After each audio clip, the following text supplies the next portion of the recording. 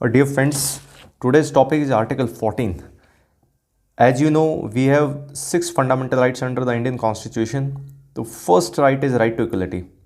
That is from Article 14 to 18. It means there are 5 parts. Right to equality is divided among the 5 articles. So this video will consist only the Article 14s. बाद के जो आपके articles हैं वो one by one हम discuss करेंगे. So the article 14 right to equality. देखिए, right to equality is not an absolute concept.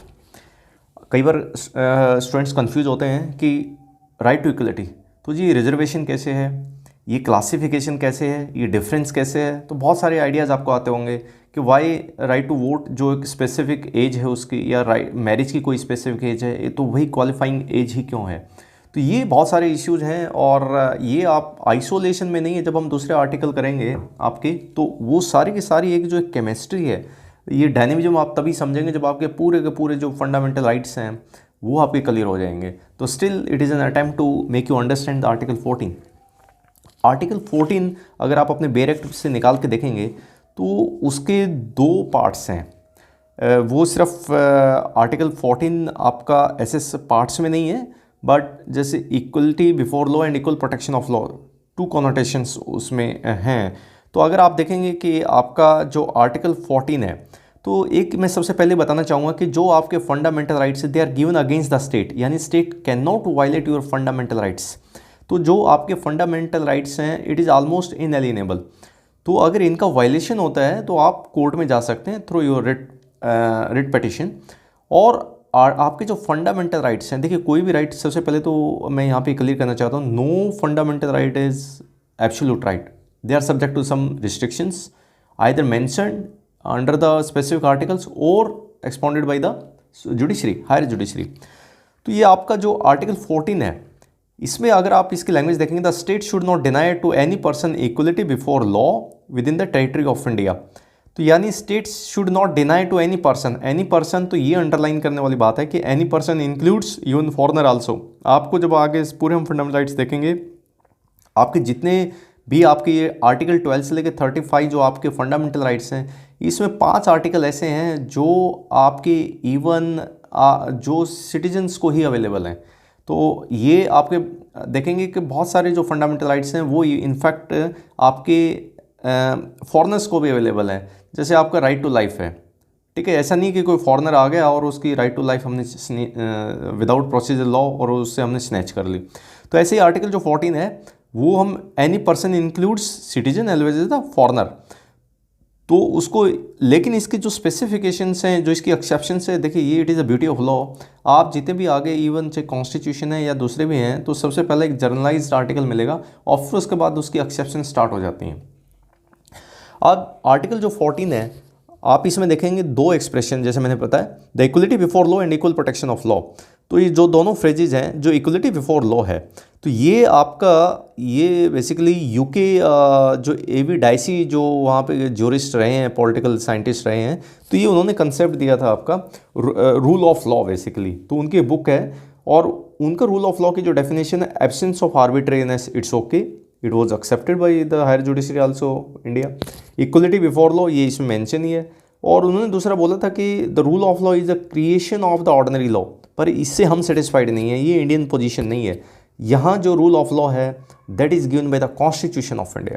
तो कॉन्स्टिट्यूशन इज द सुप्रीम. तो यहाँ पे जो तीनों विंग हैं आपके, लेजिस्लेचर, एग्जीक्यूटिव, जुडिशरी, उन तीनों का क्रिएशन हुआ है कॉन्स्टिट्यूशन के द्वारा, राइट. तो constitution supreme, not the either the one organ over the other, right. तो इस तरीके से जो इक्वलिटी बिफोर लॉ है, तो ये आपका हमने यूके से लिया है, but is somewhat the negative concept. Negative concept means कि चाहे कोई बंदा irrespective of age, colour, caste, creed, वो लॉ जो है एब्सोल्युटली सेम लगेगा सब पे. ये कैसे हो सकता है? तो ये देखिए, इसके बहुत सारी एक्सेप्शन आपको मिलेंगी. एक्सेप्शंस में अगर आप जाके देखेंगे, जैसे आपके प्रेसिडेंट हैं, आपके गवर्नर्स हैं, दे can't be called in the court of law during their holding the office. और उनको सिविल केसेस में ज़रूर उनको समन किया जा सकता है विद 2 months नोटिस, लेकिन क्रिमिनल केसेस में उनके अगेंस्ट प्रोसिक्यूशन नहीं लाया जा सकता during their office. Yes, after the discharging from the office, After from resigning from the office, yes, the criminal prosecution may be initiated against them. तो ऐसे ही अब आप देखिए आर्टिकल 105 जो हमारा है कि member of parliament they can speak, they can do anything in the parliament, और same in the case of MLAs in the assemblies. Article 31C जो आपका कहता है कि any law enacted for the fulfilment of the goal mentioned in article 39B and C in the violation of the article 14, तो obviously there are some limitations. So the absolutism concept अपने आप में existence में नहीं हो सकता.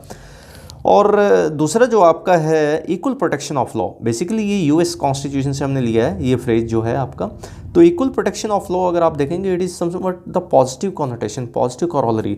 तो ये एक दूसरे के बेसिकली देखें तो कॉरोलरी हैं. और ये आपका जो इक्वल प्रोटेक्शन ऑफ लॉ है, देखिए जो आपका इक्वली नहीं है, अगर मैं आपको बिल्कुल सिंपल एग्जांपल से बताना चाहूँ कि अगर एक 5 साल के बच्चे को और एक 10 साल के बच्चे को और एक 20 साल के लड़के को अगर एक साथ भगाया जाए 400 मीटर में, तो ऑब्वियसली और उनको बोला जाए कि विनर जो फर्स्ट है, तो ऑब्वियसली उसमें जो 20 ईयर्स वाला वो फर्स्ट आएगा, क्योंकि वो इक्वली नहीं है due to their age conditions, due to their physical strength. तो they can't be put to the same law. तो एक ही पैरामीटर पे उनको टेस्टेड नहीं किया जा सकता, राइट. जैसे एक BLLB का फर्स्ट ईयर का स्टूडेंट है, he can't be put with the PG student of law, right.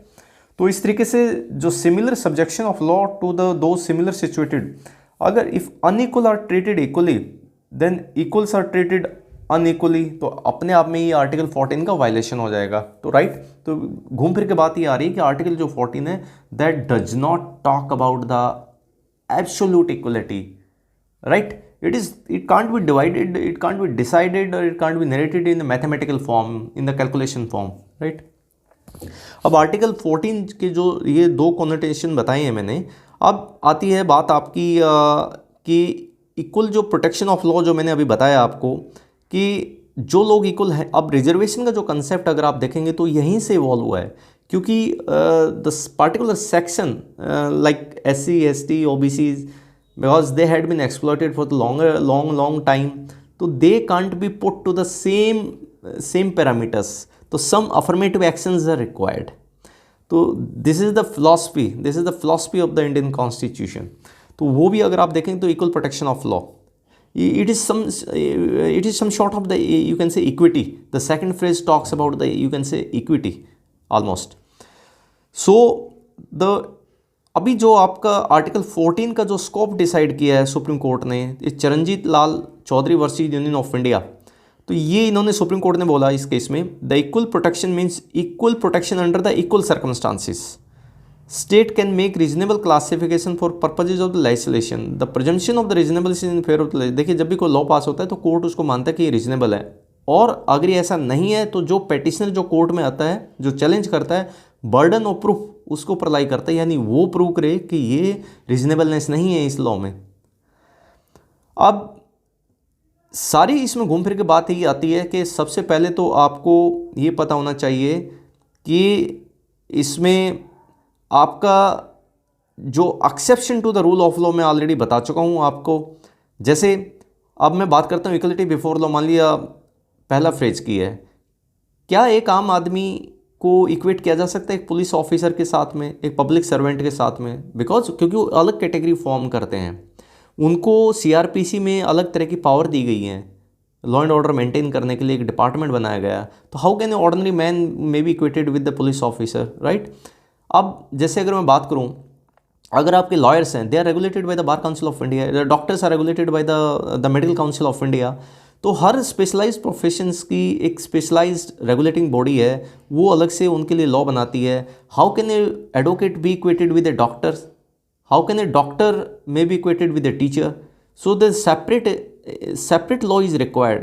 So this is called the reasonable classifications. The persons who are equally qualified they should be put in a different basket, and the different people with the similar ground should be put into the different basket. So this is the differentiation, this is the classification basically, right. तो अभी अगर हम इसकी जो limit की बात करते हैं, लिमिट तो मैं आपको ऑलरेडी बता ही चुका हूँ, लेकिन अभी जो मैंने प्रोबेटेड क्लासिफिकेशन की मैं बात कर रहा हूँ आपसे. अभी जैसे एक मैं अगर राइट टू वोट की बात करता हूँ, अगर ऐसा कल को क्या इंडिया में ऐसा कोई लॉ बनाया जा सकता है कि दो persons who are having the property in terms of the movable और immovable asset more than 1 crore, more than 50 lakhs, only they are eligible to cast their vote for the MP elections or the MLA elections. तो क्या ये permit हो जाएगा article 14 में? Does it not violate the article 14? Right? तो इसलिए यहाँ पे टेस्ट किया जाएगा, आर्टिकल 14 से देखा जाएगा कि क्या ये जो क्लासिफिकेशन की है ये रीजनेबल है कि नहीं है। तो मैं आपको यहाँ पर यही बताना चाह रहा हूँ कि इसमें जो टेस्ट ऑफ रीजनेबल हैं वो 2 टेस्ट हैं, और यही सबसे इंपॉर्टेंट है जो स्टूडेंट्स को बड़े ध्यान से समझना चाहिए। वो ये है कि जो सरकार ने, जो स्टेट ने जो पॉलिसी बनाई है, हर पॉलिसी का कोई ना कोई मोटो होता है, ऑब्जेक्टिव होता है जिसके थ्रू उसको अचीव करना है कुछ। और जैसे अगर मैं ये एज ऑफ वोटिंग राइट की जो मैंने बात की है, या economic criteria of voting right, suppose आज के दिन तो ठीक है हमारा ऐसा सिर्फ एक एज बार है, ठीक है। अगर कोई कैंडिडेट, कोई सिटीजन 18 ईयर्स से की कंडीशन रखी जाती है बार, तो 18 ईयर से ऊपर के जो लोग हों वो एक कैटेगरी में डाल दिए, वो एक बास्केट में डाल दिए, ठीक है। बिकॉज 18 साल से ऊपर का बंदा ये समझा जाता है कि वो मेजर है, he can take his own decision as per his wisdom is developed by the age of 18 years. अगर हम 12 साल या 14 साल या 15 साल, क्योंकि हम ये समझते हैं कि बच्चा अभी स्टिल वो ग्रूमिंग एज में है, अभी उसकी जो अंडरस्टैंडिंग वो उस लेवल तक नहीं आई है, तो यस, तो पर्पज क्या है? पर्पज ये है कि they can take part in the democratic process, और डेमोक्रेटिक प्रोसेस में पार्टिसिपेट करने के लिए वोटिंग राइट दिया, और वोटिंग के एक सर्टेन एज रखी गई कि एक स्लैब तो बना दिया कि आपका 0 से लेके 18 बिलो 18 ईयर्स का, और दूसरा बना दिया अबो द 18 ईयर से, 2 ग्रुप बन गए और अबो 18 वाले एलिजिबल कर दिए, राइट टू वोट। तो अगर इसको हम आर्टिकल 14 के साथ इसको टेस्ट करना है कि, तो ऑब्वियसली है इसकी रीजनेबल क्लासिफिकेशन जो बिल्कुल सही है, क्योंकि अबव द 18 ईयर का जो ग्रुप है वो एक उनकी जो अंडरस्टैंडिंग है वो इतनी डेवलप हो चुकी है, they can take the intelligent decision, ठीक है। तो ये एक जो, और उसका पूरे का इसका पॉलिसी का क्या पर्पज है कि ताकि उनका जो वोट है वो बहुत सोच समझ के डेलिब्रेशन के बाद कास्ट किया गया हो, ताकि एक अच्छी गवर्नमेंट फॉर्म हो, उसका एक डेमोक्रेटिक मेच्योरिटी आए, राइट। तो इस तरीके से आपको सोचना है। अगर मैं एक दूसरा एग्जांपल लेता हूं कि अगर कुछ लोगों के सपोज बोल दे कि वाइट हेयर कलर्ड जो सिटीजन है सिर्फ वही कॉन्ट्रैक्ट कर सकते हैं, कि जिसके सफ़ेद बाल हैं भैया उन्हीं को वही कॉन्ट्रैक्ट कर सकते हैं। तो और इसका मतलब, तो अगर एक आदमी हो सकता है 25 साल की एज में सफ़ेद बाल आ जाएं, और एक कैंडिडेट ऐसा हो सकता है जिसके 40 में भी सफ़ेद ना है, तो इसका कोई इंटेलिजेंट डिफरेंशिया नहीं है। What this policy want to achieve through this different making this different classes.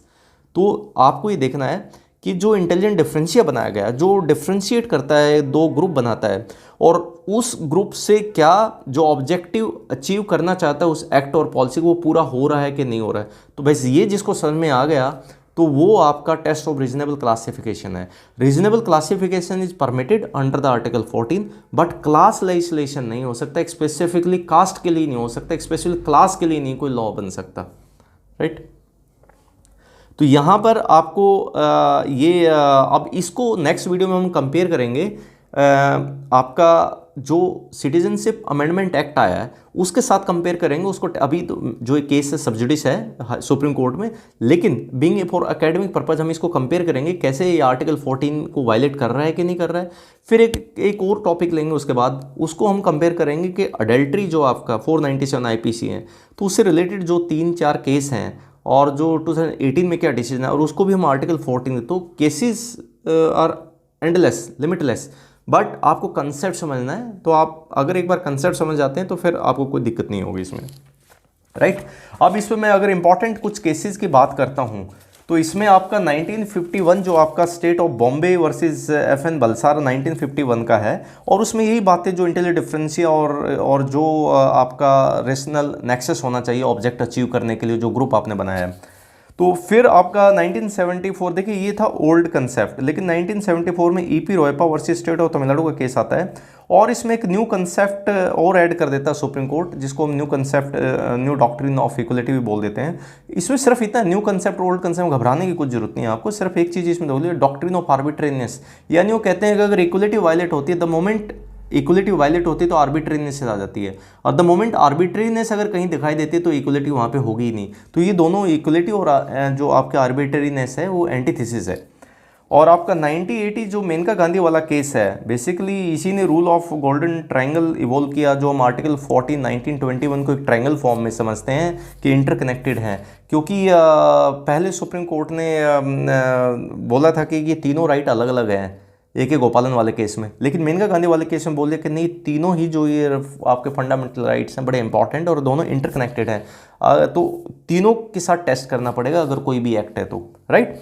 तो इस तरीके से हमने देखा ये आपका जो आपका ओवरऑल जो आपका राइट टू इक्वलिटी है, आई होप आप लोगों को समझ में आ गया होगा। और इसके बाद हमको जो वीडियोस करेंगे उनको भी आर्टिकल 14 से टेस्ट करेंगे, और फिर उसके बाद रिजर्वेशन को भी देखेंगे कि कैसे रिजर्वेशंस आर्टिकल 14 की एक्सेप्शन नहीं बनती जा रही है। क्योंकि अगर आर्टिकल 14 देखें तो आर्टिकल 14 एक बहुत बड़ा सर्कल है, और उसके अंदर फिर एक आपका आर्टिकल जो है 15 है, और उसके अंदर एक छोटा सा सर्कल जो है वो आर्टिकल 16 है।